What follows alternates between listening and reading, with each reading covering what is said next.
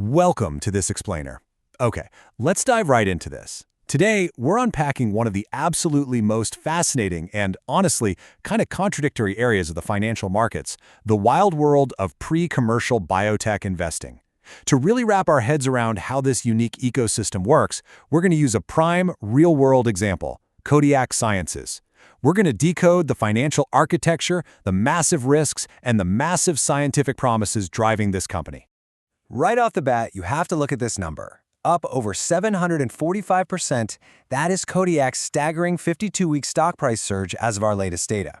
I mean, when a stock multiplies its value like that in just a single year, it naturally grabs everyone's attention, from Wall Street pros to everyday investors. You really have to ask yourself, how is such explosive, practically physics-defying growth even possible? What exactly is the market pricing in here? Well, get ready for a serious reality check, because the current numbers look like an absolute anomaly. On the left, you've got Kodiak's reported revenue for the entire year of 2025, exactly $0. Yep, zero. But then on the right, look at the company's total market capitalization, $2.13 billion. Just let that sink in for a second. The market is valuing a business with absolutely no sales at over $2 billion. This is the core mystery we're going to explore today. We'll unpack exactly what kind of business model allows for these seemingly impossible financials to not just exist, but to actually thrive in the modern stock market. Section 1. The Zero Revenue Unicorn.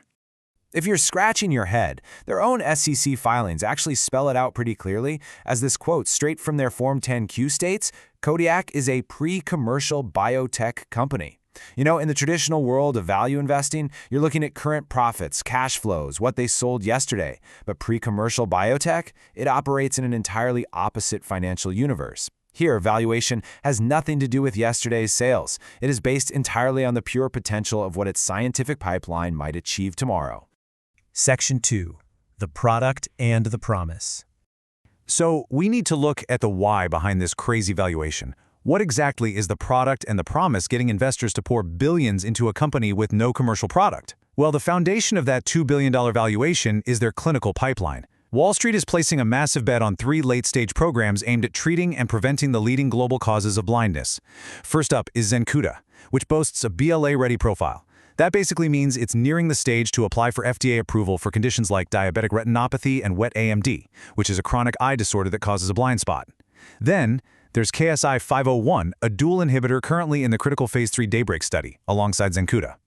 And finally, KSI-101 is moving through 2 phase 3 studies targeting macular edema.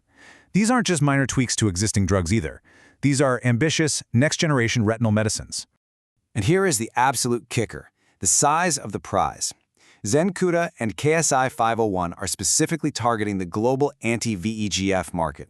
These are therapies designed to stop abnormal blood vessel growth in the eye. That total addressable market, it's estimated at a staggering $15 billion. That right there is exactly why investors are willing to take such a huge risk on a zero-revenue company. I mean, capturing even a tiny fraction of a $15 billion pie would fundamentally transform the company overnight. Section 3. The Cost of Cures. But hey, chasing a $15 billion dream? Yeah, it's not cheap. We really need to ground ourselves in the brutal, cash-burning reality of conducting these late-stage clinical trials. The price tag for bringing novel therapeutics to market is just staggering. Just look at their net losses over the last few years. In 2023, Kodiak burned through $260 million. In 2024, it was $176 million. And in 2025, the loss widened again to roughly $230 million. When your revenue is zero, these towering negative numbers represent pure cash flying out the door to fund global clinical trials. It's a seriously high-stakes financial treadmill. To translate this dense accounting into plain English, let's just look at the first quarter of 2026.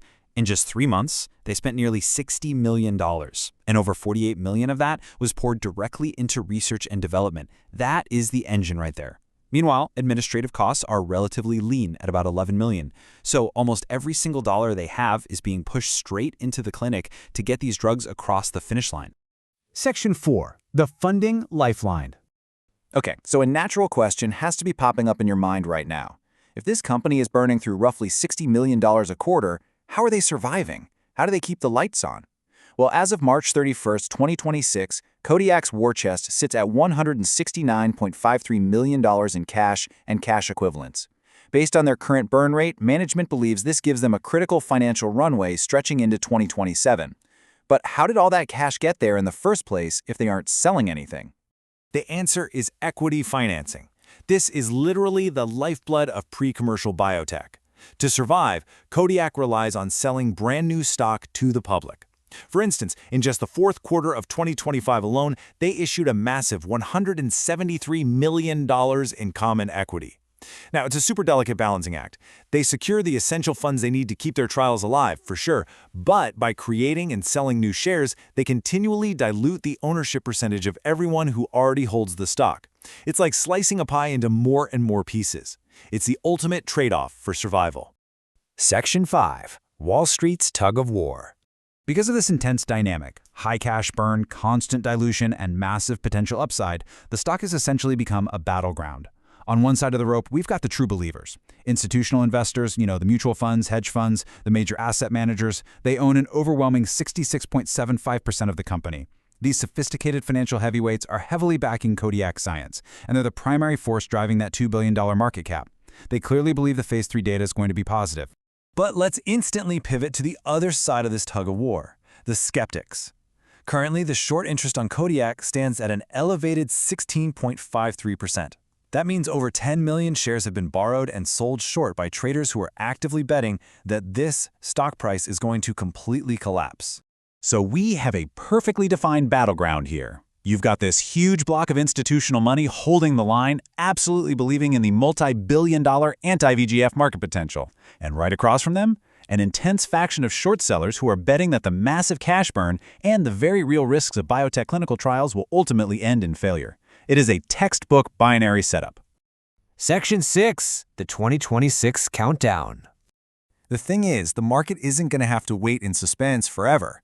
We're looking at a series of imminent, ticking clock events that will absolutely decide the company's fate. This timeline right here is what every single investor, long or short, is watching with laser focus.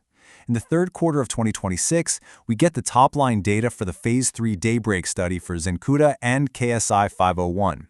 Immediately following that, in the fourth quarter, the Phase 3 readouts for KSI 101 kick off. And hovering right behind all those clinical milestones is the cold, hard financial reality. Their current cash runway is exhausted in 2027. These data readouts in late 2026 are pure binary events. They're either going to validate the science and send the stock soaring into the stratosphere, or they'll fail and crush the valuation entirely before the money runs out. Which leaves us with this final provocative thought. We've seen the $15 billion market potential, we've seen the massive cash burn, and we know about the intense polarization on Wall Street. But ultimately, the whole shebang hinges on what happens in the lab. Will the upcoming Phase 3 clinical data finally justify Kodiak's $2.13 billion valuation, or are the short sellers going to be proven right? The clock is absolutely ticking, the data is coming, and the entire market will be watching to see if the zero-revenue unicorn can finally deliver a cure. Thanks so much for joining me on this explainer.